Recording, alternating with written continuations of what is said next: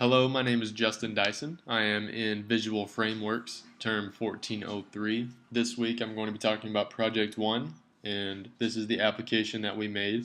It is a single view with an array inside of it, and the goal is to be able to scroll either forwards or backwards through the array and be able to move on to the next position in the array, and once you get to the end of the array, for it to loop back through starting at position 1, which you can see it does work going forwards and backwards.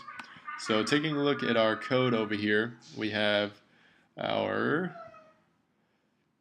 main window, which is the navy area you see in the app. Then you have your array view, which is the orange background, which holds my array. And then you also have the previous view and the previous label, which is this button here, which allows you to scroll backwards. Then you also have your next view and next label, which does the same thing.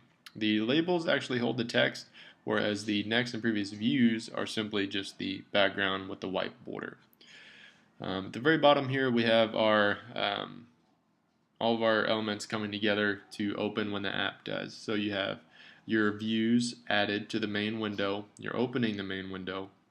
You have your labels attached to your previous and next views, and then you also have your array label, which can be found in the harrypotter.js file connected to the array view. Let's take a look at the logic behind the application. First, I have my array, which has a list of the Harry Potter books in order from 1 through 7. Below that, I have two functions. I have a clicked next function, which basically, when you click the next button, if the array label text is at position 0, then we want to change it to position 1.